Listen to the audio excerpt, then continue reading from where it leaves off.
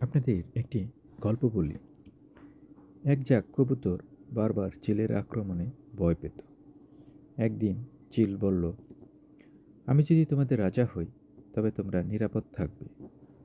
সরল কবুতররা রাজি হলো, কিন্তু রাজা হওয়ার পর চিল আরও বেশি কবুতর খেতে শুরু করলো। এই গল্পের শিক্ষা হলো, শত্রুকে বিশ্বাস করলে বিপদ আরও বাড়ে, কমে না। চিল শক্তিশালী কিন্তু অলস, কাক দুর্বল কিন্তু বুদ্ধিমান। এক টুকরো খাবার নিয়ে কাক এমন চিৎকার শুরু করলো যে চিল ভয় পেয়ে খাবার ফেলে দিল। কাক খাবার নিয়ে পালালো। এই গল্পের শিক্ষা হলো, বুদ্ধি শক্তির চেয়ে বড় অস্ত্র। চিল নিয়ে অনেক কথা প্রচলিত আছে।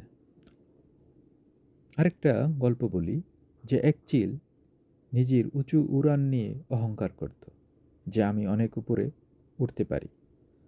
ঝড়ের দিন সে দিশেহারা হয়ে পড়ে, কিন্তু নিচুতে থাকা ছোট পাখিরা নিরাপদ থাকে। আমরা যে বলি অহংকার পতনের কারণ, এই গল্পে সেই শিক্ষাটা আমরা পেয়ে থাকি। চিলকে সাহিত্য এবং কবিতায় অনেক লেখক ব্যবহার করেছেন।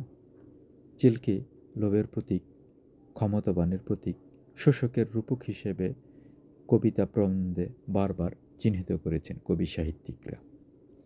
আমাদের শরৎচন্দ্র চট্টোপাধ্যায়ের প্রতীকী বর্ণনা আছে।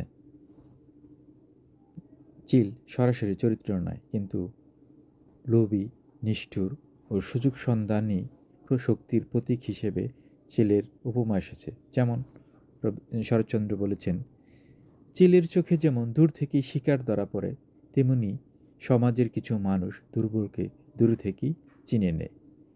এটি তার সামাজিক বাস্তবতা দেখানোর কৌশল। ধন্যবাদ সকলকে।